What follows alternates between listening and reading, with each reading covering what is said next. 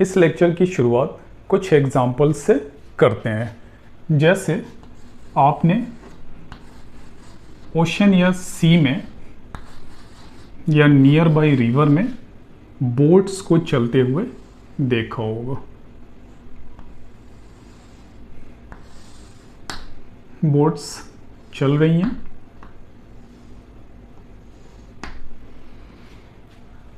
आपने ये भी सोचा होगा कि बोट्स का कितना ज़्यादा मास होता है, उसका वेट कितना ज़्यादा होता है, वो ओशन में या रिवर में डूब क्यों नहीं जाता है, सिंक क्यों नहीं कर जाता है।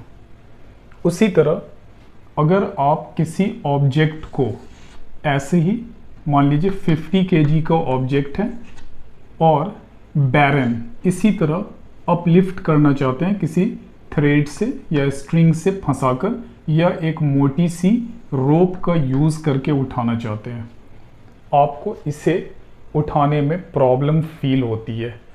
लेकिन अगर यही पानी में डूबा हुआ हो, यही 50 kg का ऑब्जेक्ट पानी में इमर्ज्ड हो और तब आपको कहा जाए इसे लिफ्ट करने के लिए, कम से कम वाटर के सरफेस तक तो आप खींचकर इजीली ले जा सकते हैं। क्यों? क्योंकि जब आप इस वाटर में डूबे हुए ऑब्जेक्ट को खींचते हैं तो ये जब बैरन आप खींच रहे थे उसके कंपैरिजन में, जब वाटर नहीं था उसके कंपैरिजन में आपको लाइट वेट फील हो रहा है, उससे कम वेट लग रहा है जब ये पानी में डूबा हुआ है। उसी तरह आप गर्मी के दिनों में जब कोई भी सॉफ्ट ड्रिंक्स आप लेते हैं, तो शरबत हो, कोई सॉफ्ट ड्रिंक हो, जब आप लेते हैं और उसमें आइस क्यूब डालते हैं तो आप देखते हैं कि आइस क्यूब वाटर सरफेस पे फ्लोट कर रहा होता है, तैर रहा होता है, वो डूबता नहीं है। जबकि ये भी वाटर का बना हुआ होता है और आइस क्यूब भी वाटर का बना हुआ है। तो आइस क्यूब क्या है? वो सॉलिड फॉर्म ऑफ वाटर है, सॉलिड वाटर। तो आप ये देखिए कि ये भी शरबत हो या सॉफ्ट ड्रिंक्स हो, वो भी वाटर से मिलकर बना है। इसमें आपने फ्लेवर, शुगर, etc बहुत सारी चीज़ें मिक्स की हुई हैं और यहाँ पर आपने आइस क्यूब डाल दिया है सो दैट कि वो और ज़्यादा चिल हो जाए। तो ice cube and this soft drink दोनों किस चीज़ का बना हुआ है? दोनों वाटर का बना हुआ है, फिर भी ये इसके अंदर सिंक नहीं करता है बल्कि फ्लोट कर रहा होता है। अगर यहाँ पर या इस वाटर में अगर आप कोई छोटी सी आयरन से बनी हुई चीज़ अगर आप डाल दें, कोई ऑब्जेक्ट, इवन निडल ही क्यों ना हो, अगर निडल भी आप डाल देंगे तो वो भी क्या करता है? ये निडल सिंक कर जाएगा, निडल विल सिंक। तो आखिर वो कौन सा कारण है जिसके कारण ये आइस क्यूब उसी वाटर से बने हुए सॉफ्ट ड्रिंक में फ्लोट कर रहा है, जबकि निडल यहाँ पर क्या कर जा रहा है? वो सिंक कर जा रहा है। आपने डेड सी का नाम सुना होगा। डेड सी में आप चाहें तो आराम से अपना बेड लगाकर उसके ऊपर लेट कर आप आराम से पेपर पढ़ सकते हैं। ठीक है? कहाँ? डेड सी में। आराम से जाइए, कुछ उस पर मैट वगैरह डाल दीजिए और लेट जाइए, आप वहाँ डूबेंगे नहीं। जबकि ये भी वाटर है बट यहाँ साल्ट ज़्यादा मिक्स है, साल्ट प्लस वाटर। साल्ट तो ओशन में हर जगह होता है, लेकिन डेड सी में साल्ट की मात्रा परसेंटेज बहुत ज़्यादा है।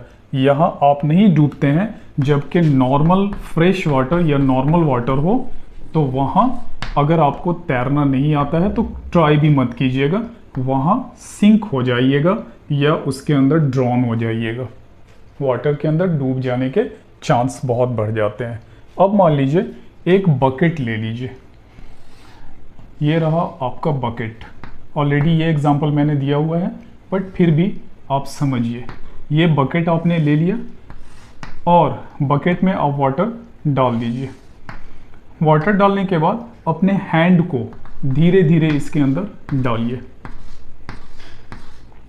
जब आप हैंड इसके अंदर डालेंगे तो जैसे जैसे हैंड अंदर की तरफ जाएगा वाटर के अंदर, वैसे वैसे ये हैंड लाइट वेट फील होने लगेगा। थोड़ा सा गया था पहले, थोड़ा ही लाइट वेट फील होता है। जब और ज़्यादा गया और ज़्यादा लाइट वेट फील होता है। और अगर पूरा यहाँ तक आपने शोल्डर तक डुबा दिया तो बहुत ज़्यादा लाइट वेट फील होने लगता है। इसका मतलब है कि वाटर क्या कर रहा है, वाटर ये जो एक लिक्विड है किसी भी ऑब्जेक्ट पर एक ख़ास किस्म का फोर्स लगा रहा है, और वो फोर्स लगने के कारण दिए हुए ऑब्जेक्ट का वेट जो नॉर्मल वेट होता है उससे रिड्यूस कर जाता है। नॉर्मल कहने का मतलब क्या है कि जब वाटर में नहीं डूबा हुआ हो या लिक्विड में नहीं डूबा हुआ हो। ऐसे न जाने कितने और भी एग्जाम्पल्स हो सकते हैं कि ये बोट क्यों नहीं डूब रहा है या शिप क्यों नहीं सिंक करता है, जबकि बहुत मैसिव होता है, उसका साइज बहुत ज़्यादा होता है, उसका वेट बहुत ज़्यादा होता है, फिर भी नहीं डूबता है। ऐसे बहुत सारे एग्जाम्पल्स और भी हो सकते हैं जिनमें से कुछ मैंने लिया है। इनमें से जो भी क्वेश्चन मैंने राइज किए हैं इन एग्जाम्पल्स के थ्रू, उनके आंसर्स को एक एक करके समझने की कोशिश करेंगे। Let's try that. So welcome to physics aboard. आइए इन आंसर्स को समझने की इस लेक्चर में कोशिश करते हैं। सबसे पहले समझेंगे डेंसिटी के बारे में। व्हाट इज़ डेंसिटी, उसकी डिफिनीशन लेंगे और फिर आगे बढ़ेंगे। आपके इजीनेस के लिए मैं चाहता हूं कि डेंसिटी को मैं डी लेटर से डी नोट करूं। वैसे इसके डिनोशन के लिए और भी अलग अलग लेटर्स का यूज़ होता है, but for the sake of simplicity मैंने स्मॉल डी का यूज़ किया है। सो सबसे पहले डिफिनीशन समझते हैं। डेंसिटी इट इज़ डिफाइंड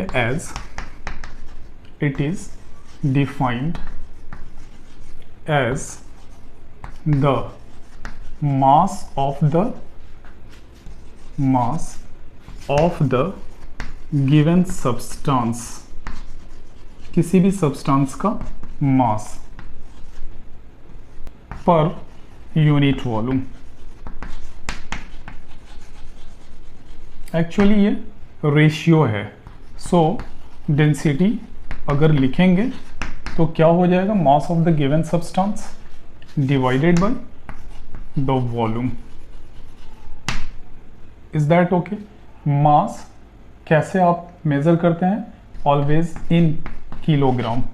और वॉल्यूम जो है वो किसी भी चीज़ का वॉल्यूम निकालिए, length into breadth into height, ठीक है, या किसी भी चीज़ का निकालिए, उसकी जो SI यूनिट होगी वो मीटर क्यूब होगी। देयरफॉर यहाँ पर क्या आ गया, मीटर क्यूब आ गया। सो डेंसिटी की SI यूनिट क्या हो जाएगी, डेंसिटी की SI unit of density is kg पर मीटर क्यूब, जिसको आप ऐसे भी लिख सकते हैं kg मीटर पर पावर -3। आइए इस डेफिनेशन को समझने की कोशिश करते हैं। मान लीजिए कि आप कोई एक क्यूबिकल शेप का कंटेनर ले लेते हैं। क्यूबिकल है तो वॉल्यूम कितनी हो जाएगी, L3। अब इसमें दिए हुए सब्सटेंस को, कोई भी सब्सटेंस आप ले लीजिए, आप इसके अंदर फिल करते जाइए। फिल कर लीजिए, फिल हो गया ये सब्सटेंस इस कंटेनर के अंदर। अब ये कंटेनर क्या करिए, आप उसके मास को मेज़र करके देखिए, जो सब्सटेंस आपने भरा है। तो मास मेज़र कर लीजिए, मास मेज़र हो जाएगा, मास कितना होता है वो पता कर लीजिए। और वॉल्यूम, चूँकि आप साइड्स के बारे में अवेयर हैं, मेज़र कर लीजिए साइड्स इसके कितने लेंथ के हैं उसको मेज़र करके वो वैल्यू निकाल लीजिए।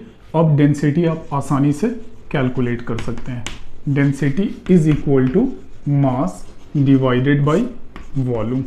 वॉल्यूम का और मास का वैल्यू डालिए और डेंसिटी आपने कैलकुलेट कर लिया। मान लीजिए ये क्यूबिकल शेप का नहीं लेके आप हो सकता है कि सिलेंड्रिकल शेप का ले लीजिए। तो सिलेंड्रिकल शेप का जब लेंगे तो उसका भी वॉल्यूम आप आसानी से निकाल सकते हैं। ये रेडियस आपको मालूम होनी चाहिए और ये हाइट आपको मालूम होनी चाहिए। यहाँ पर कितना हो जाएगा पाई आर स्क्वायर एच, और उसमें आप सब्सटेंस डालते चले जाइए और उसके मास को मेज़र कर लीजिए कि वो मास कितना है।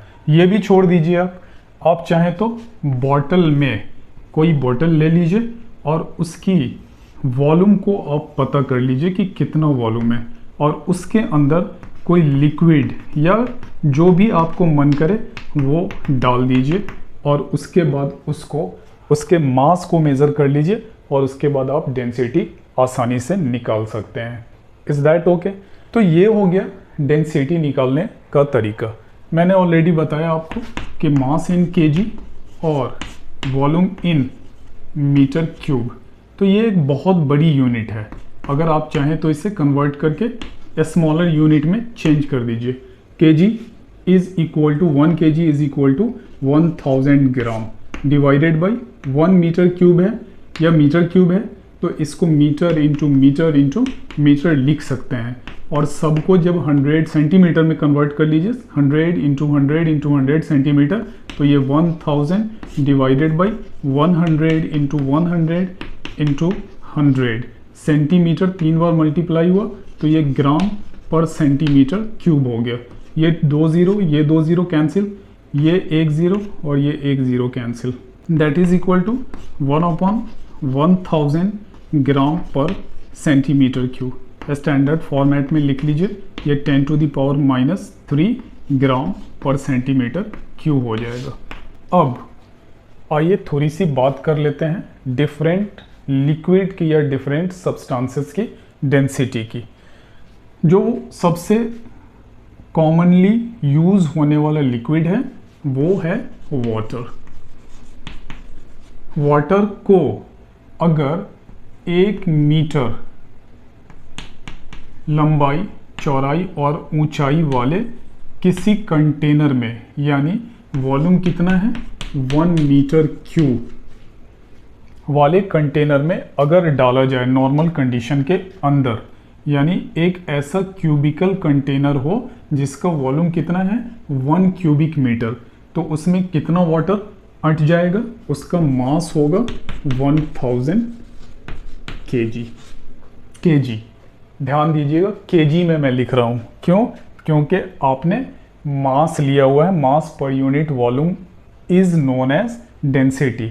सो अगर 1 मीटर क्यूब वाले कंटेनर, यानी ऐसा कंटेनर, ऐसा क्यूबिकल कंटेनर जिसमें क्या है लंबाई, चौड़ाई और ऊंचाई, लेंथ, ब्रेथ और हाइट सभी 1 मीटर हो, उसमें कितना वाटर फिल हो जाएगा 1000 kg। तो डेंसिटी कितनी हो गई वाटर की? Density of water is 1000 kg divided by how much 1 metre cube. Clear है? अब कन्वर्ट कर लीजिए ग्राम पर सेंटीमीटर क्यूब में। ऑलरेडी मैंने बता दिया है कि केजी पर मीटर क्यूब को अगर ग्राम पर सेंटीमीटर क्यूब में कन्वर्ट करना हो तो 10⁻³ से मल्टीप्लाई कर देना है आपको। कितना लीटर पानी, सॉरी कितना केजी पानी अटा है, कितना मास है 1000 kg, तो 1000 को 10⁻³ लिख सकते हैं और केजी पर मीटर क्यूब कितना आया है 10⁻³ इंटू 10⁻³ ये हो जाएगा ग्राम और ये क्या हो जाएगा सेंटीमीटर क्यूब। 10⁻³ एंड 10⁻³ कितने के बराबर हो जाएगा 10⁻0 के बराबर हो जाएगा। और 10⁻0 0 raise to any number is 1, therefore 10⁻0 gram centimetre cube, this is equal to 1 gram centimetre cube. So ये हो गई आपकी बड़ी unit. Density of water is 10⁻³ kg पर मीटर क्यूब। और छोटी यूनिट में जब आप लिखना चाहेंगे, स्मॉलर यूनिट में लिखना चाहेंगे, दैट इज इक्वल टू 1 ग्राम पर सेंटीमीटर क्यूब। सो आपको ध्यान रखना है kg पर मीटर क्यूब को अगर किस चीज़ में कन्वर्ट करना है, ग्राम पर सेंटीमीटर क्यूब में, तो उसके साथ 10⁻³ को मल्टीप्लाई करके आपको कन्वर्ट कर लेना है। ये एक बहुत ही इम्पोर्टेंट रिजल्ट है, इसको ध्यान रखिएगा। मरकरी की density of mercury is 13.6 × 10⁻³ kg पर मीटर क्यूब। स्मॉलर यूनिट में अगर लिखना चाहें तो दिस इज इक्वल टू 13.6 और ये ऑलरेडी 10⁻³ है। देख लीजिए कितने से मल्टीप्लाई करना होगा, 10⁻³ से, तो ये रिजल्ट एज इट इज रह जाएगा। तो क्या हो जाएगा यहाँ पर, दिस इज kg, उसको कन्वर्ट कर लीजिए ग्राम में और मीटर से सेंटीमीटर क्यूब में।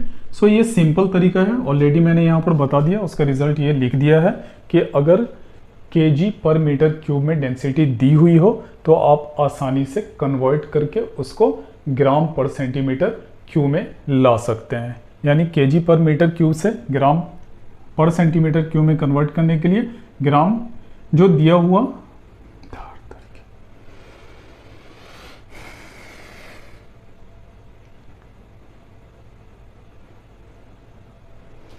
उसी तरह गोल्ड का अगर देखिएगा, मैं कुछ हेवियर मटेरियल की डेंसिटी लिख रहा हूँ। गोल्ड का अगर गोल्ड की चर्चा करेंगे तो गोल्ड की जो डेंसिटी है, डेंसिटी ऑफ गोल्ड, वो है 19.3 × 10⁻³ kg पर मीटर क्यूब। ओके, अगर अब इसको लिखना हो छोटी यूनिट में, स्मॉलर यूनिट में, तो ये कितना हो जाएगा, ग्राम पर सेंटीमीटर क्यूब, 19.3 एंड 13.6। जिस तरह वाटर के बारे में मैंने आपको बताने की कोशिश की कि अगर 1 क्यूबिक मीटर वॉल्यूम वाला कोई कंटेनर लिया जाए, उसमें अगर वाटर को फिल किया जाए और तब वाटर के मास को मेज़र किया जाए तो कितना आ रहा था, 1000 kg।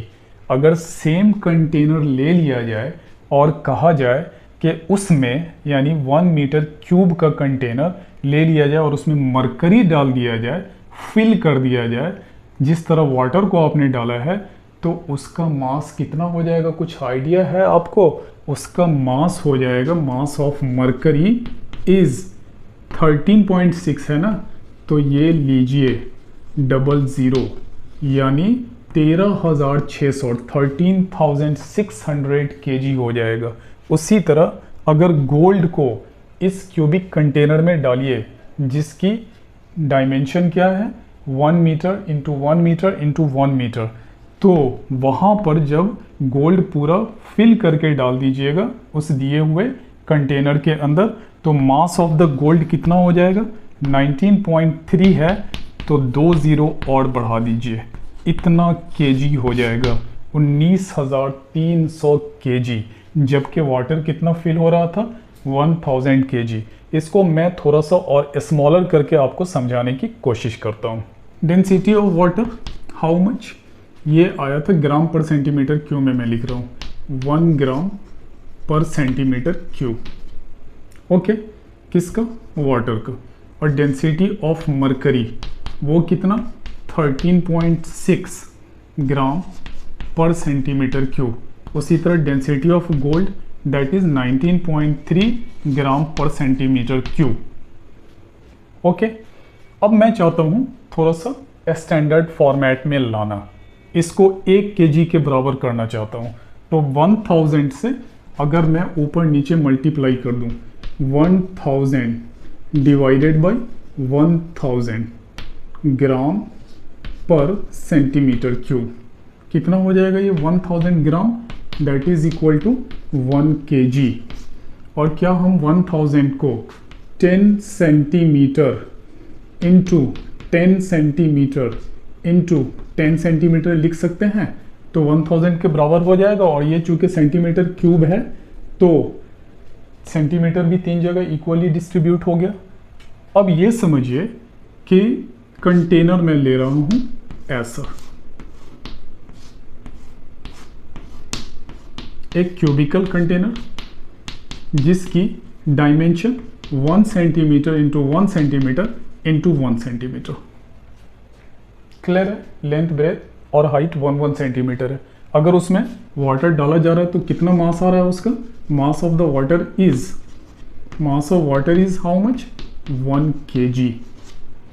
सिमिलर पैटर्न पर चलिए और यहाँ पर भी वैसे ही मल्टीप्लाई कर लीजिए। देखिए कितना आ जाएगा ये 13.6 को 1000 से मल्टीप्लाई कीजिएगा 13,600 ग्राम divided by 10 centimetre into 10 centimetre into 10 centimetre. Convert कर लीजिए, कितना आ जाएगा ये 13.6 kg divided by 10 centimetre into 10 centimetre into 10 centimetre. यानी सेम कंटेनर आपने लिया 10 centimetre by 10 centimetre by 10 centimetre का, और अगर उसमें मरकरी फिल कर दिया तो वो मरकरी का मास कितना हो गया? मास ऑफ द मरकरी 13.6 kg हो गया। ओके, उसी तरह गोल्ड का कर लीजिए 1000 बाई 1000 से मल्टीप्लाई। ठीक है, ग्राम डिवाइडेड बाई 1000 को 10 centimetre along the same line जैसे वहाँ पर चले हैं वैसे ही चल लीजिए। ठीक है, कितना हो जाएगा ये 1000 ग्राम केजी में convert 19.3 kg divided by 10 centimetre into 10 centimetre into 10 centimetre. Okay, कितना हो गया? यानी सेम फिर से आपने ले लिया उसी डायमेंशन का क्यूबिकल ऑब्जेक्ट और उसमें जब डाल दिया तो इसके अंदर क्या आ गया? मास ऑफ द गोल्ड कितना हो गया? वो हो गया 19.3 kg। ये तो हो गया समझाने की बात, लेकिन एक ऐसा अरेंजमेंट आप कीजिए कि सेम वॉल्यूम, जितना इसका वॉल्यूम है उतने ही वॉल्यूम का बॉटल ले लीजिए, और ऐसा बॉटल जो ट्रांसपेरेंट ना हो, जो बाहर से नहीं दिखाई देता हो। ओके, सेम वॉल्यूम का, जितना वॉल्यूम इन सब का है, कितना है 1000 क्यूबिक सेंटीमीटर है, उतने ही का बॉटल बना लीजिए और 3 अलग अलग बॉटल ले लीजिए। क्लियर है? और मैं ये भी कह रहा हूं कि ट्रांसपेरेंट नहीं होना चाहिए। अब एक में आप वाटर डाल दीजिए, एक में मरकरी डाल दीजिए और एक में गोल्ड डाल दीजिए। लिक्विड गोल्ड पिघलाकर डालिए, तभी तो ये आसानी से आ जाएगा। ठीक है, और यहाँ मरकरी और यहाँ वाटर। ट्रांसपेरेंट नहीं है, ना ही लेबल्ड है। अब अपने किसी फ्रेंड को बोलिए जाओ तीनों बॉटल को उठाकर ले आओ। मान लीजिए पहली बॉटल आपने वाटर से भरी हुई रखी थी, वो गया उठाया और लाकर आपको दे दिया। फिर आपने कहा दूसरी वाली भी उठाकर ले आओ। वो तो सोच रहा है कि सब में वाटर ही है। वैसे फ्रेंड्स इतने ओबीडियंट नहीं होते हैं, फिर भी ट्राई करके देख लीजिएगा। फ्रेंड्स का तो काम होता है सिर्फ आपका खिंचाई करना, आपकी टांगों की खिंचाई करनी। अब अगली वाली अगर मरकरी है तो ट्राई कीजिए उसको उठाने की। फ्रेंड उसको उठा कर ले आए, आपको मालूम है जैसे ही वो इसको उठाने की कोशिश करेगा इसका मास कितना बढ़ गया है। इसका मास इसके कंपैरिजन में, वाटर के कंपैरिजन में कितना बढ़ गया? 13.6 टाइम्स, यानी ये 13.6 kg का बॉटल हो गया है। काफ़ी हेवियर। क्यों? क्योंकि मैंने इसी वॉल्यूम को कन्वर्ट यहाँ करवाया है। कितना का ले लिया है? ये जो बॉटल है 1000 सेंटीमीटर क्यूब वॉल्यूम का तीनों बॉटल ले लिया है। तो एक में कितना लीटर? तो एक में कितना वॉल्यूम है? तो इसमें वाटर कितना है? Only 1 kg। इसमें मरकरी कितना है? 13.6 kg। और इसमें गोल्ड कितना है? 19.3 kg। अब जैसे ही वो इसको उठाएगा आपका फ्रेंड कहेगा अरे यार बहुत भारी है, क्या रखा हुआ है? क्यों भारी हो गया? क्योंकि इसकी डेंसिटी बहुत ज़्यादा है। और फिर जब वो इसको उठाएगा गोल्ड से भरे हुए, वैसे ये बताने की ज़रूरत नहीं है कि गोल्ड से भरा हुआ है, तब तो वो किसी भी तरह उठाकर बाहर निकल जाएगा और आप देखते रह जाइएगा। देयरफॉर गोल्ड से भरी हुई बॉटल को जैसे ही उठाएगा, इसका मास है 19.3 kg। कितना फर्क पड़ जा रहा है। सो कंपेयर किससे किया है आपने? वाटर से। सो हमारे जो निजी जीवन में भी रिश्ते हैं, उनको, उन रिश्तेदारों को हम लोग क्या कहते हैं? रिलेटिव कहते हैं। क्यों? क्योंकि हम वहाँ पर कंपेयर कर रहे हैं एक ऐसे रिलेशन को जो या तो हमारी मम्मा के थ्रू हो रहा हो या फिर पापा के थ्रू हो रहा हो। तो यहाँ अगर हम कंपेयर करना चाहें वाटर के साथ इन सब की डेंसिटी को, तो भी वही बात होगी, रिलेटिव टर्म का यूज़ करना पड़ेगा हमें। आइए समझते हैं रिलेटिव डेंसिटी को। रिलेटिव डेंसिटी, रिलेटिव डेंसिटी का दूसरा नाम स्पेसिफिक ग्रेविटी भी है, आरडी, या इसे स्पेसिफिक ग्रेविटी के नाम से भी पहले बोला जाता था।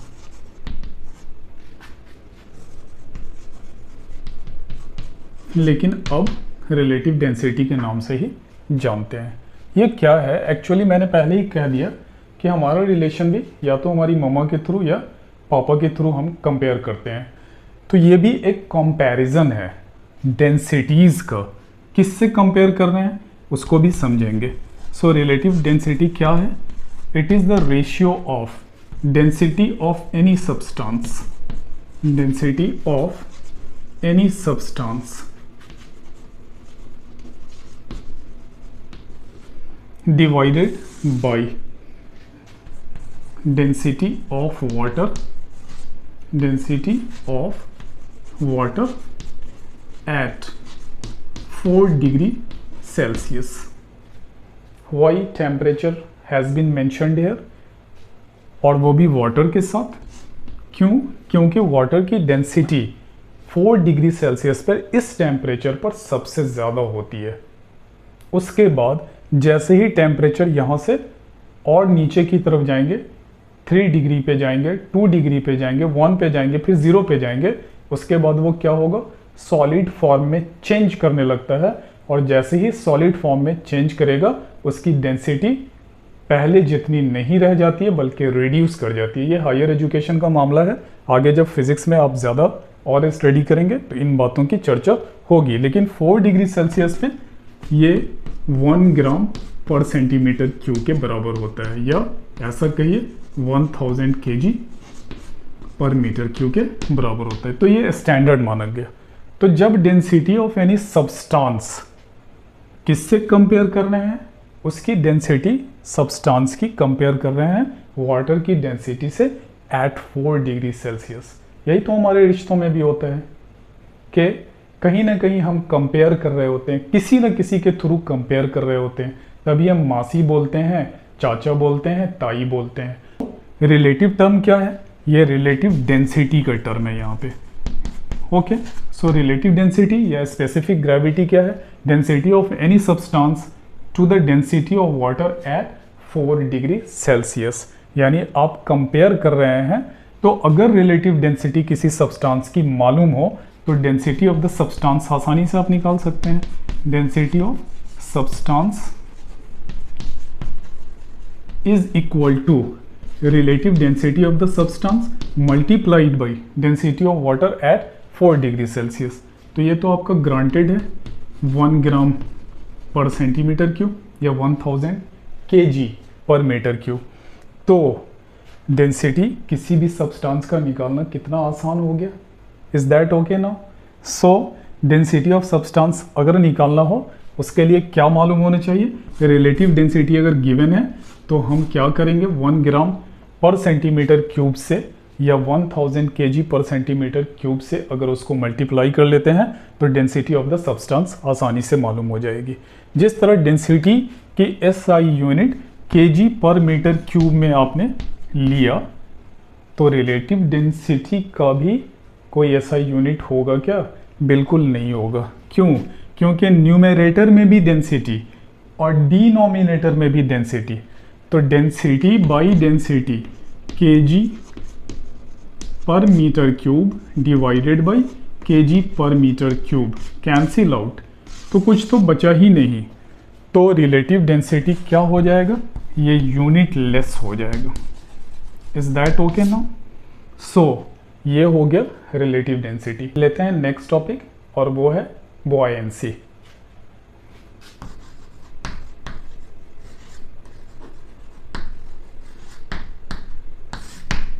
बॉयंसी क्या है? ये एक खास किस्म का प्रेशर है जो एक्सर्ट किया जाता है किसके थ्रू? फ्लूइड्स के थ्रू। और फ्लूइड्स क्या है? Anything that flows. और फ्लो क्या क्या करता है? फ्लो करता है लिक्विड और गैस। ठीक है, तो कॉलेक्टिवली लिक्विड और गैस को आप क्या कह सकते हैं? फ्लूइड कह सकते हैं। तो सबसे पहले समझ लें बॉयंसी को, उसके बाद बॉयंट फोर्स को, और तब आर्किमिडीज प्रिंसिपल को, और फिर उन सब एग्जाम्पल्स के क्वेश्चन का आंसर भी हमें मिल जाएगा। मान लेते हैं कि ये कोई कंटेनर है जिसके अंदर वाटर भरा हुआ है यहां तक, और मैंने एक एग्जाम्पल में कहा था कि अगर आप अपने हैंड को धीरे धीरे इसके अंदर डुबाना शुरू करें, या अगर आप किसी ऑब्जेक्ट को ही मान लेते हैं, वही जो 50 केजी का ऑब्जेक्ट मैंने कहा था, उसको किसी रोप या थ्रेड से बांधकर धीरे धीरे इसमें डालना शुरू करें, तो जैसे जैसे ये पहले तो वाटर सरफेस को टच करेगा, फिर धीरे धीरे अंदर जाएगा, फिर धीरे धीरे अंदर जाएगा, और एक टाइम आएगा कि फुल्ली इनके अंदर इमर्ज्ड हो जाएगा। तो जब उसके अंदर इमर्ज्ड हो जाएगा तो आपको वेटलेस फील होना शुरू हो जाएगा, यानी ऑब्जेक्ट के अंदर पहले जितना वेट नहीं होगा उससे कम वेट लगने लगेगा। तो ये क्यों पॉसिबल हुआ? क्योंकि इस कंटेनर के अंदर वाटर भरा हुआ है, और जब वाटर के अंदर इसको डाला गया तो उसने क्या किया, उस ऑब्जेक्ट के ऊपर एक फोर्स अप्लाई कर दिया। वो कोई एक फोर्स नहीं होता है, बल्कि ऑब्जेक्ट पर चारों तरफ से क्या लग रहा है, इस लिक्विड के कारण परपेंडिकुलर फोर्स अप्लाई हो रहा है चारों तरफ से। तो इसका एक नेट फोर्स क्या होगा? इन सारे फोर्सेस का एक नेट फोर्स जब निकालेंगे तो वो क्या कर रहा है, इस ऑब्जेक्ट के वेट को वो नेट फोर्स पहले से रिड्यूस कर दे रहा है, वेटलेस बना दे रहा है, बहुत कम वेट कर दे रहा है। तो क्या हो गया, लिक्विड के अंदर एक टेंडेंसी आ गई, द टेंडेंसी ऑफ लिक्विड। यहां पर मैंने वाटर लिया हुआ है इसलिए लिक्विड लिख रहे हैं, जबकि ये गैस में भी पॉसिबल है। To exert net force in the upward direction.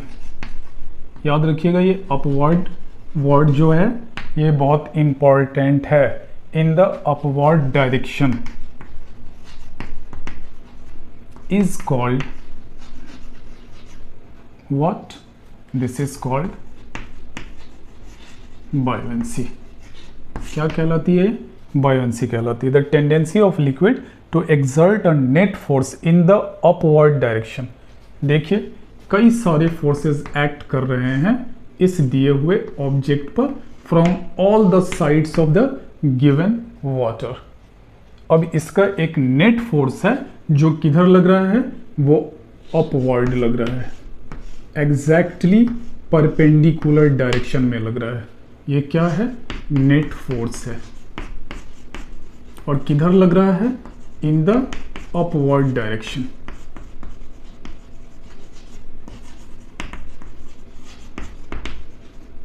ठीक है, इस फिगर को रिफ्रेश कर लीजिए। ऑब्जेक्ट को आपने डुबाना शुरू कर दिया था, मान लीजिए यहाँ आ गया। ठीक है, चारों तरफ से फोर्स लग रहा है इस ऑब्जेक्ट पर, लेकिन एक नेट फोर्स किधर लग रहा है? अपवर्ड डायरेक्शन में। और किसके कारण लग रहा है? इस फ्लूइड की टेंडेंसी के कारण लग रहा है। The tendency of a liquid, fluid इसलिए मैंने कहा कि यहाँ पर मैंने वाटर लिया तो लिक्विड लिखा है, गैस में भी ये पॉसिबल है। The tendency of liquid to exert a net force, net force लग गया अपवर्ड डायरेक्शन में, ये एग्जैक्टली क्या हो गया? 90 डिग्री पे लगता है। ठीक है, ये नेट फोर्स एग्जैक्टली 90 डिग्री पर ऑब्जेक्ट पर जहाँ कहीं से भी लगेगा एग्जैक्टली 90 डिग्री पे होगा। ठीक है, तो एग्जैक्टली 90 डिग्री पर जब फोर्स लगता है तो उसे आप थ्रस्ट कहते हैं। चूंकि यहाँ पर अप डायरेक्शन में लग रहा है, देयरफॉर ऐसे फोर्स को अप थ्रस्ट कहते हैं। और यही अप थ्रस्ट क्या कहलाता है? यही अप थ्रस्ट बायोएंट फोर्स कहलाता है। क्या कहलाता है? बायोएंट फोर्स। हम इस बायोएंट फोर्स को अभी अपने पूरे लेक्चर में इस सिंबल से डिनोट करेंगे, या इस लेटर से F कैपिटल B से डिनोट करेंगे। क्या होगा ये? अप थ्रस्ट कहिए या बायोएंट फोर्स कहिए। ठीक है, ये क्या है? बायोएंट फोर्स है। आइए समझते हैं अब बायोएंट फोर्स को, जबकि आप बायोएंसी समझ चुके हैं। बायोएंट फोर्स, जिसे मैं FB लेटर से डिनोट करके चलूँगा। जब आप किसी ऑब्जेक्ट को क्या कर रहे हैं? किसी लिक्विड में डुबो दे रहे हैं, डिप कर रहे हैं, इमर्ज कर रहे हैं। ज़रूरी नहीं है कि पूरा पूरा ही अभी डूबा हो। अगर सरफेस को टच करके थोड़ा सा भी अंदर गया हो, ये पहला कंडीशन, ये दूसरा कंडीशन, तो भी उस पर जैसे ही वो उस लिक्विड को टच करेगा, मान लीजिए यहाँ पर वाटर है, तो उस पर क्या होगा? एक अपवर्ड फोर्स लगना शुरू हो जाएगा। किसके थ्रू? इस लिक्विड के थ्रू। उसे क्या कहेंगे? जो अपवर्ड फोर्स लगता है उसे अप थ्रस्ट कहते हैं, या उसे ही बॉयंट फोर्स कहते हैं। So the force, the upward force और अप थ्रस्ट,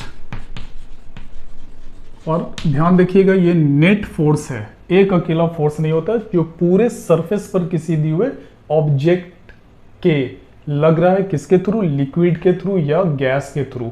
उसका नेट फोर्स होता है upward force.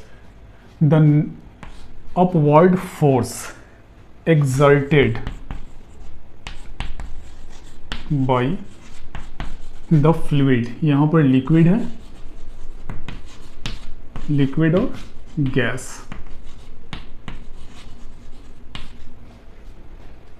upon any object when the object is emerged into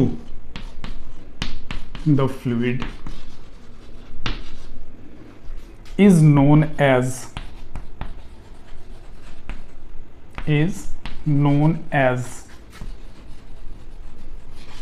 buoyant force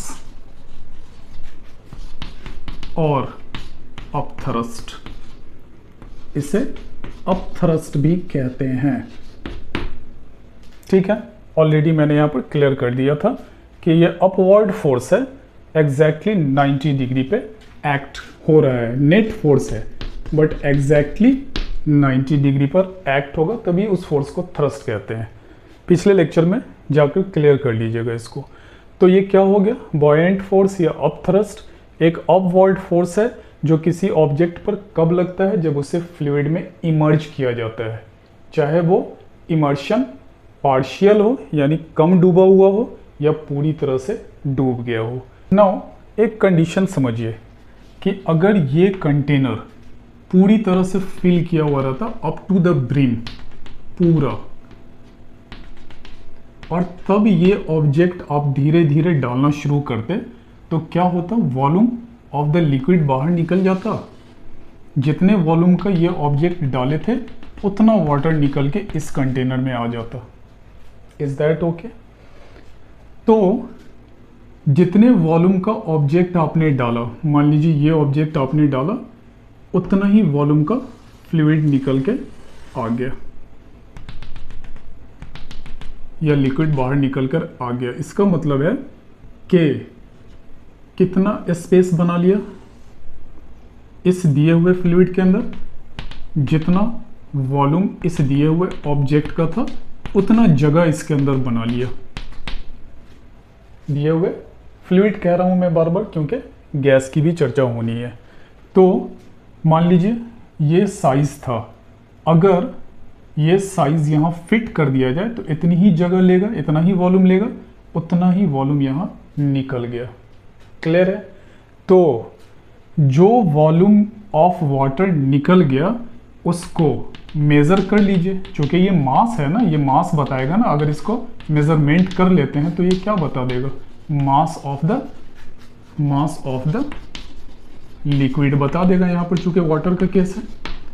और मास की यूनिट क्या होती है, केजी होती है। लेकिन हम चूँकि बार बार फोर्स की बात कर रहे हैं तो बेटर ये होगा कि मास के बाद हम उस दिए हुए गिवन मास का क्या कर लें, वेट निकाल लें। और वेट क्या है, फोर्स है। तो क्या होगा, दोनों की यूनिट, ये जो मास निकला है उसको अगर वेट में कन्वर्ट कर लेते हैं, that is equal to m into G, तो ये यूनिट और बायोमेंट फोर्स की यूनिट एक जैसी हो जाएगी।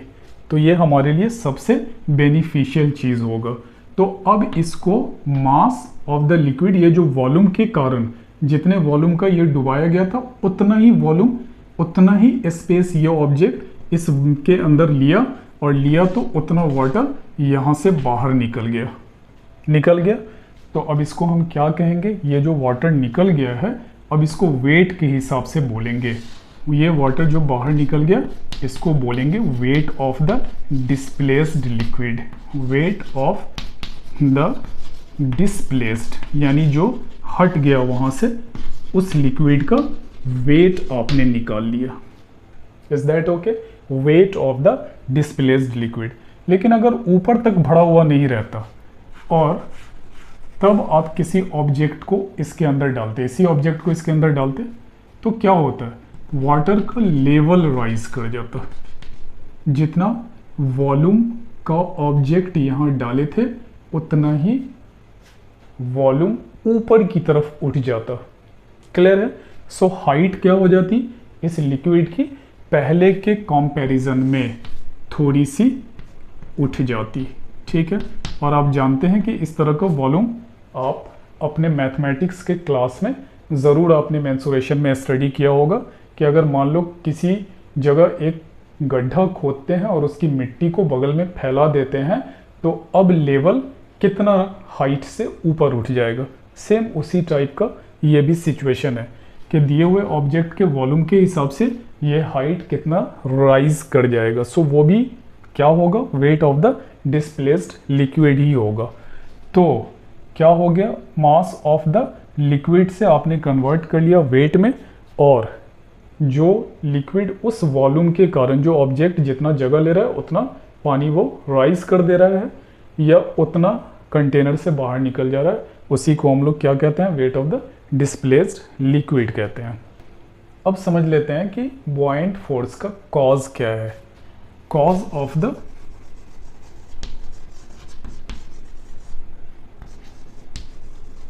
Buoyant force. ओके, चलिए एक फ्रेश फिगर फिर वैसा ही बना लेते हैं। ये रहा लिक्विड, मान लीजिए वाटर ही है,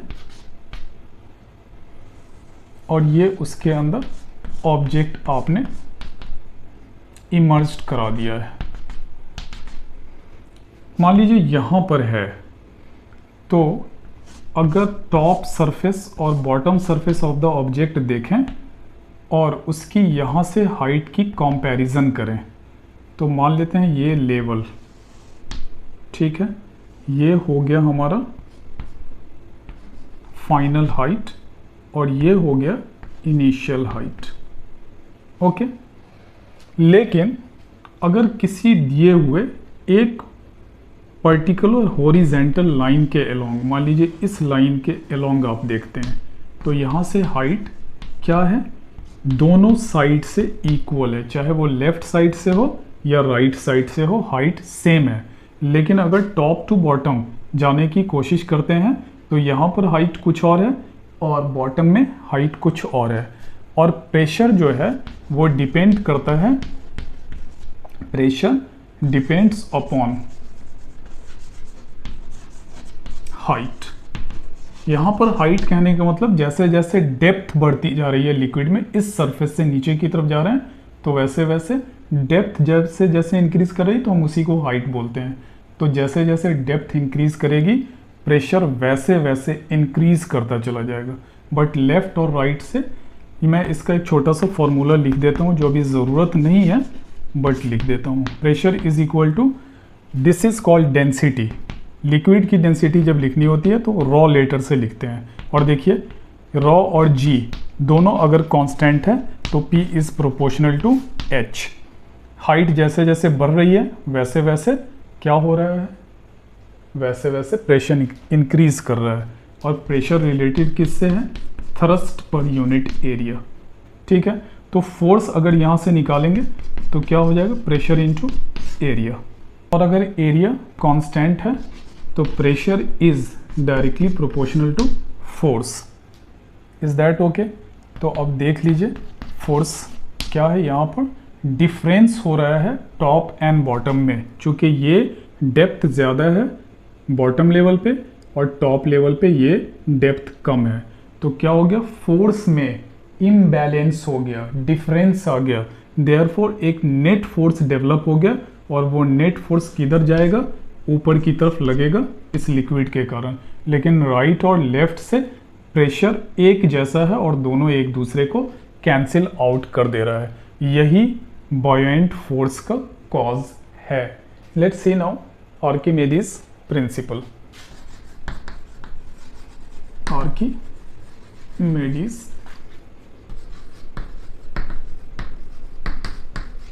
प्रिंसिपल, ऑलरेडी मैंने एग्जाम्पल आपको दे दिया था कि अगर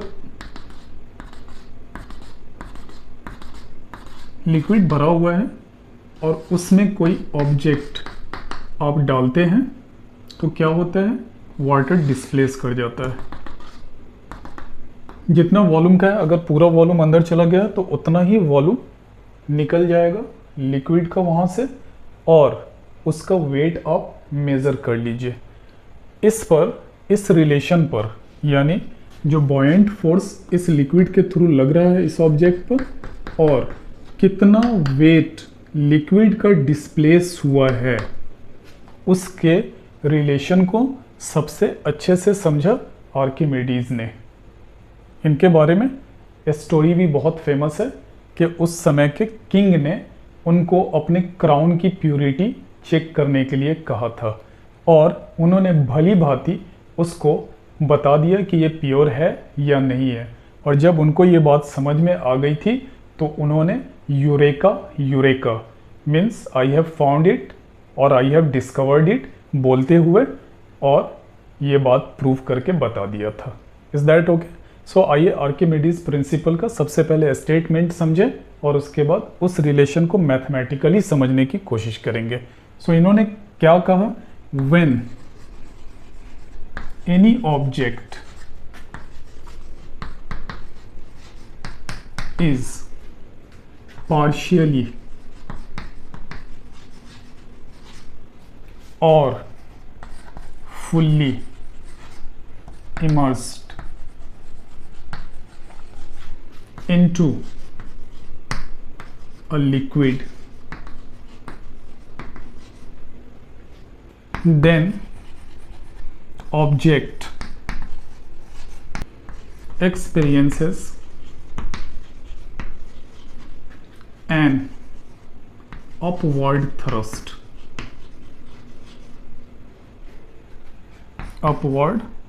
thrust, or buoyant force,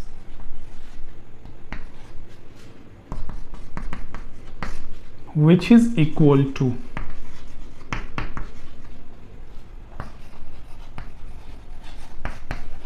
the weight of displaced liquid by the object। Clear हो गया होगा पिछले सारे एग्जांपल से। और ये statement, when any object is partially और fully emerged into a liquid, या तो पूरी तरह से डुबा दिया जाए या पार्शियली डुबाया जाए, क्या होगा? Then object experiences an upward thrust, जिसको क्या कहते हैं? बॉयंट फोर्स कहते हैं, which is equal to the weight of displaced liquid by the object. यानी ये लिक्विड जो निकला उसका वेट अगर हम मान लेते हैं mg है, तो बॉयंट फोर्स किसके बराबर हो गया? दिस बॉयंट फोर्स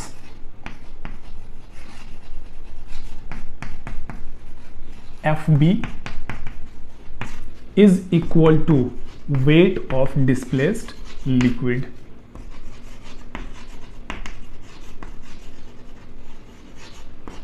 अब यहां से मैं मैथमेटिकली, मैंने जितना भी एग्जांपल शुरू में आपको दिया था उसका आंसर अब मैं करना शुरू करूंगा। So buoyant force is equal to weight of displaced liquid, that is Fb is equal to mass of the liquid into acceleration due to gravity. Is that okay? क्या है ये? mg क्या है? Weight of the displaced liquid है। And Fb buoyant force क्या है? एक net force है जो किसी ऑब्जेक्ट पर जब उसको फ्लूइड में डालते हैं, लिक्विड या गैस में डालते हैं, तो ऊपर की तरफ 90 डिग्री पर एक नेट फोर्स लग रहा होता है जिसको बॉयंट फोर्स कहते हैं। So buoyant force is equal to mass of the liquid into acceleration due to gravity. अब यहाँ से मैथमेटिक्स को समझेंगे और फिर सारे आंसर्स तक पहुँचने की कोशिश करेंगे।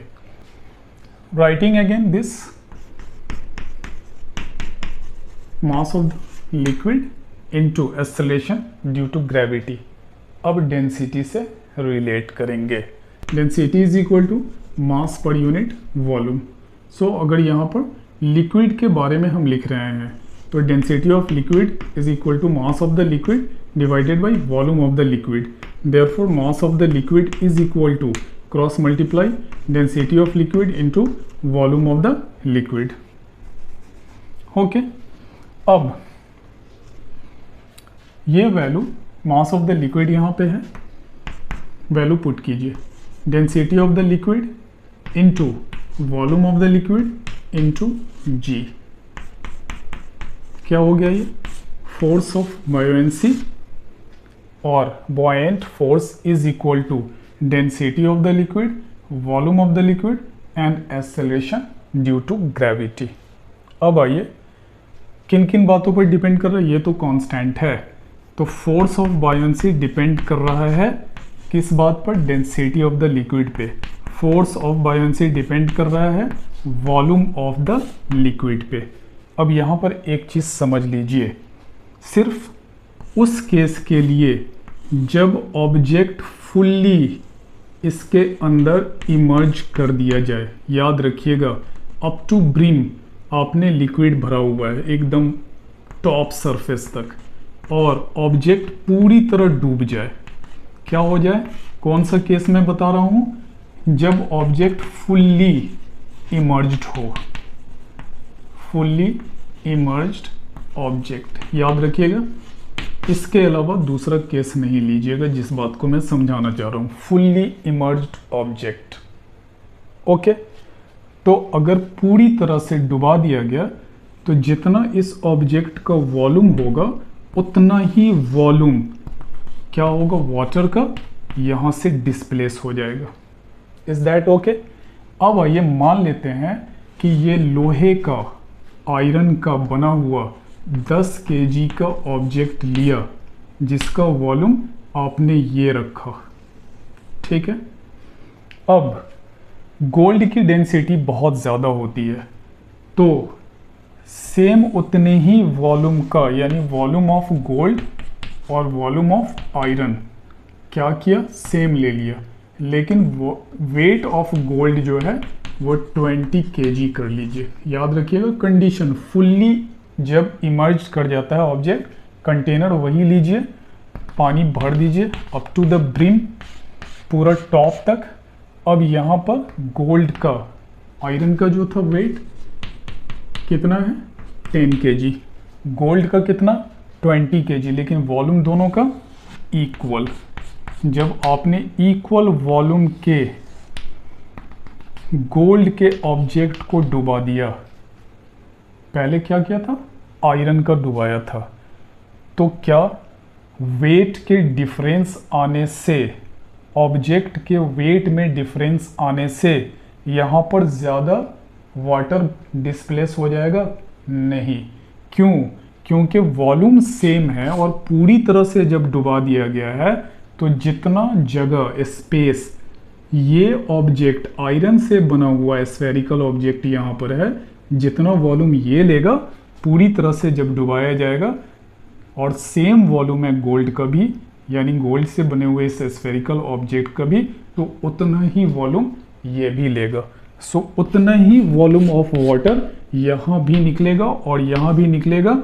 So if wait is different, weight is different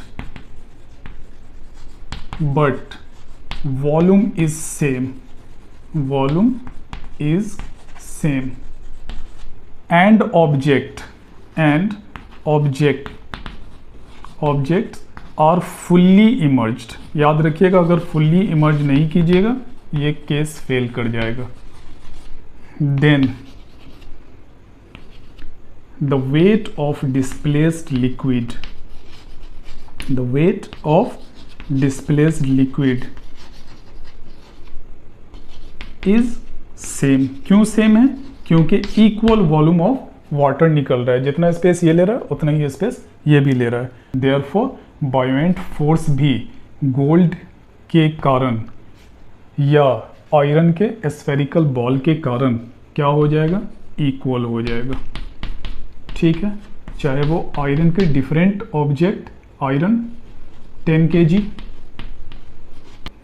gold कितना 20 kg, दोनों केस में फोर्स ऑफ बायंसी इक्वल हो जाएगा। कंडीशन अप्लाइड कि फुल्ली इमर्ज्ड होना चाहिए और वॉल्यूम सेम होना चाहिए। तो एक चीज़ क्लियर हो जानी चाहिए कि वॉल्यूम अगर इक्वल है डिफरेंट ऑब्जेक्ट्स का, चाहे उसके वेट जो भी हैं, अगर फुल्ली डुबा दिया जाता है तो बायोएंट फोर्स इक्वल होगा, क्योंकि इक्वल अमाउंट में उसका वॉल्यूम, उस लिक्विड का वॉल्यूम डिस्प्लेस हुआ है। अब आइए कुछ और भी चीज़ें देख लेते हैं। डेंसिटी पर भी फोर्स ऑफ बायोएंसी डिपेंड करता है, तो एक क्वेश्चन का आंसर मिल जाएगा आपको। मैंने कहा था डेड सी, क्या था? वहाँ कर्टेन बिछाइए, आराम से लेटकर पेपर पढ़ते रहिए। ठीक है, अब क्लियर कर लीजिए कि यहाँ साल्ट बहुत ज़्यादा मिक्स है वाटर के अंदर, तो साल्ट मिक्स हो गया तो डेंसिटी इंक्रीज कर गई, और फोर्स ऑफ बायोएंसी किसके डायरेक्टली प्रोपोर्शनल है या किस पर डिपेंड करता है? डेंसिटी पे भी डिपेंड करता है। तो डेंसिटी इंक्रीज कर गई तो फोर्स ऑफ बायोएंसी भी इंक्रीज कर गई। सो नॉर्मल वाटर या ओशियनिक वाटर से डेड सी का जो वाटर की डेंसिटी है वो काफ़ी ज़्यादा होती है, क्योंकि उसमें ज़्यादा अमाउंट में साल्ट मिक्स है। देयरफॉर वहाँ पर फोर्स ऑफ बायोएंसी भी काफ़ी इंक्रीज कर गई, और बायोएंसी इंक्रीज कर जाएगी तो वो आपको नीचे की तरफ डूबने नहीं देगी, नीचे आप नहीं जाइएगा। इसको और भी क्लियर करेंगे, अभी आगे आते हैं तब। जस्ट अभी केस लिया मैंने कि जब फुल्ली अगर ऑब्जेक्ट को इमर्ज करा दिया जाए तो जितना वॉल्यूम इस ऑब्जेक्ट का होगा, वॉल्यूम ऑफ द सॉलिड, उतना ही वॉल्यूम लिक्विड का भी बाहर आ जाएगा। Means volume of solid is equal to volume of liquid, या volume of liquid is equal to volume of solid. यहाँ पर डाल दीजिए वैल्यू, ठीक है, VL की जगह पर वॉल्यूम ऑफ द सॉलिड। याद रहे कि जब पूरी तरह डूब जाएगा वही केस हो सकता है सिर्फ। Now this is acceleration due to gravity, और इस सॉलिड की भी तो अपनी कुछ डेंसिटी है। मान लेते हैं ये density of solid is equal to mass of the solid by volume of the solid. Therefore क्या हो जाएगा, क्रॉस मल्टीप्लाई कर लीजिए, volume of solid is equal to mass of solid divided by density of solid. So क्या आ गया, value डालिए, density of liquid into volume of solid is equal to mass of solid divided by density of solid और into g. इस दोनों densities को एक साथ लिख लीजिए, density of liquid divided by density of solid और ये mass of the solid into g. याद है ये क्या होगा, वेट होता है, तो ये वेट ऑफ द सॉलिड हो जाएगा चूंकि mass of the solid into acceleration due to gravity है। Therefore this is dl upon ds and weight of the solid, not weight of the liquid. Liquid की weight की बात अब नहीं हो रही है। Therefore buoyant force is equal to density of liquid divided by density of solid into weight of the solid. एक बहुत ही अच्छा फॉर्मूला आपके सामने आ चुका है। अब डेंसिटी को ज़रा सा कंपेयर कर लीजिए। डेंसिटी ऑफ लिक्विड अगर ग्रेटर हो डेंसिटी ऑफ सॉलिड से, इज दैट ओके? मान लीजिए कि ये 1.2 ग्राम पर सेंटीमीटर क्यूब, आपको समझाने के लिए मैं लिख रहा हूँ, और ये ओनली 1 ग्राम पर सेंटीमीटर क्यूब। क्या ये वैल्यू एक से बड़ा होगा या नहीं होगा? न्यूमरेटर अगर ग्रेटर है डिनोमिनेटर से तो जाहिर सी बात है इसका रिजल्ट एक से बड़ा हो जाएगा। ठीक है, मीन्स dl अपॉन ds इस केस में ग्रेटर देन 1 हो जाएगा। क्यों? क्योंकि density of the liquid is greater than the density of the solid.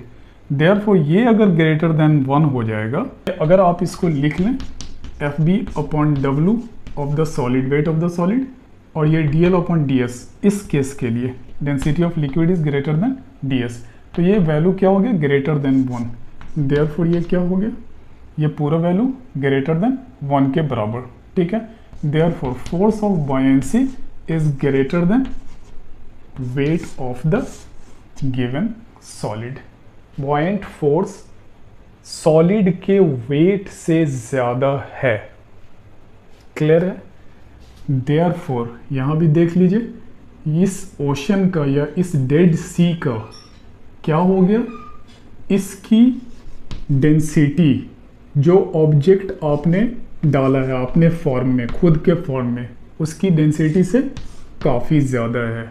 Therefore यहाँ पर force of buoyancy wait of the person से ज़्यादा लग रही है। देयरफॉर आप सिंक करेंगे ही नहीं, फ्लोट करते रह जाएंगे। सो ये केस क्या हो गया, ये केस हो गया फ्लोटेशन का, फ्लोटेशन का केस हो गया। कब? जब density of the liquid is greater than the density of the solid.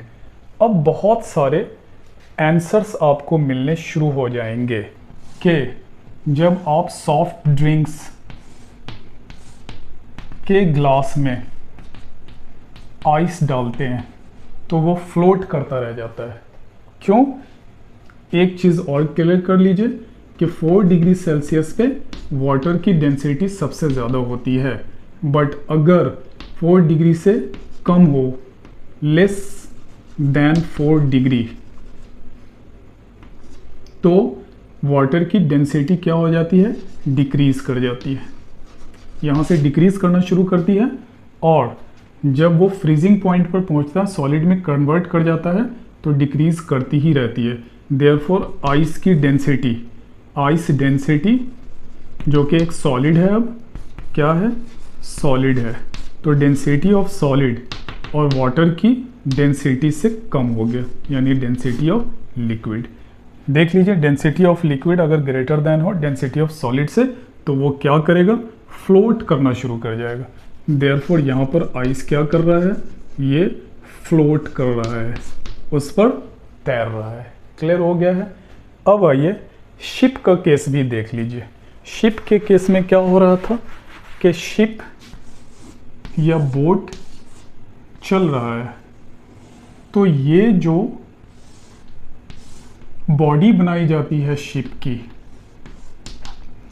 वो जिस भी मेटल से बनाई जाती है उसका खास ख्याल रखा जाता है कि उसकी डेंसिटी कुछ ऐसे मटेरियल को मिलाकर बनाई जाए कि इस सॉलिड की डेंसिटी वाटर की डेंसिटी से कम हो। प्लस बोट के निचले हिस्से में कुछ ऐसा पोर्शन भी बनाया जाता है जहां पर एयर स्पेसेस छोड़े हुए रहते हैं। तो यहाँ पर क्या होता है, एयर भर जाता है, और आप जानते हैं गैसेस की डेंसिटी सबसे कम होती है सॉलिड, लिक्विड और गैस में। तो जब यहाँ पर एयर भर दिए जाते हैं तो क्या हो जाती है, इसकी डेंसिटी और भी कम हो जाती है, इसलिए यह फ्लोट करता जाता है। अब मान लीजिए बहुत सारा लोड और पर्सन को लेकर इसे सफ़र करना है, तो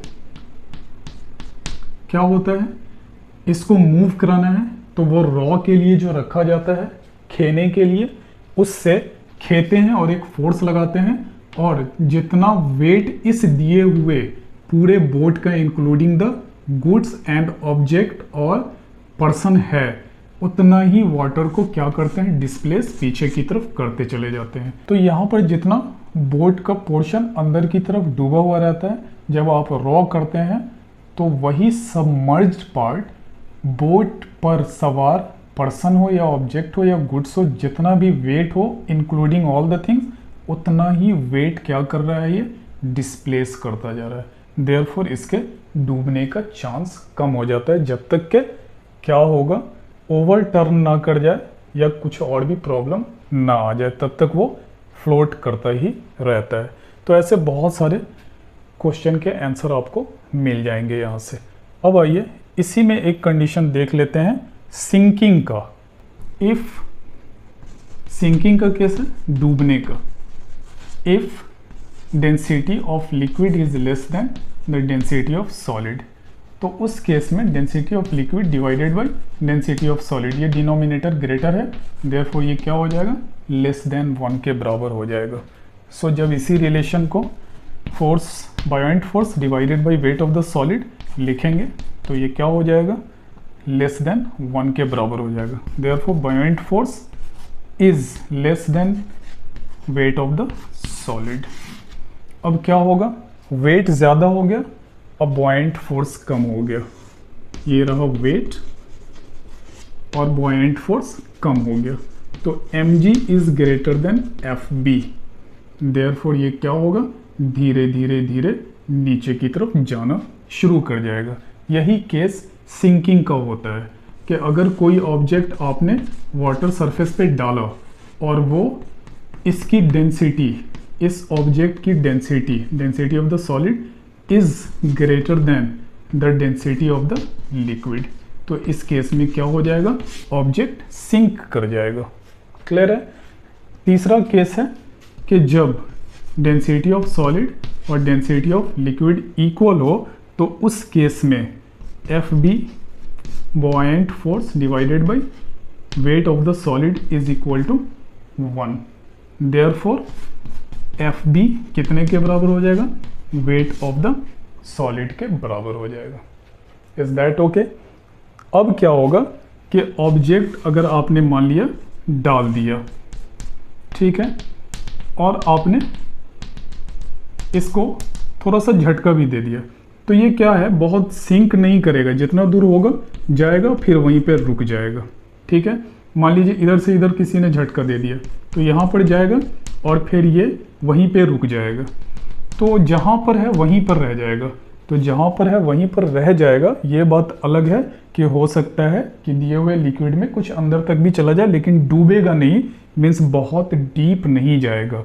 क्यों डीप तब तक नहीं जाएगा जब तक कि कोई एक्स्ट्रा फोर्स, बॉयंट फोर्स के अलावा आप नहीं लगा देते हैं। यहाँ पर छोड़ दीजिएगा, यहीं पे रह जाएगा। क्यों, क्योंकि बॉयंट फोर्स किसके बराबर है, किसके बराबर, वेट ऑफ द सॉलिड के बराबर है। देयरफॉर जहाँ पर है वहीं पर स्टैटिक रहेगा, और ये भी केस किसका हो जाता है, ये भी केस फ्लोटेशन का हो जाता है। सो दो केस फ्लोटेशन का और एक केस सिंकिंग का होता है। Is that okay. होप कि आपने इस लेक्चर को एंजॉय किया होगा। चूँकि लेक्चर बहुत लंबा होता जा रहा है तो मैं चाहता हूँ कि इसको यहीं पर स्टॉप करूँ। मिलते हैं नेक्स्ट लेक्चर में, Till then, have a nice time. Best of luck. Thanks a lot.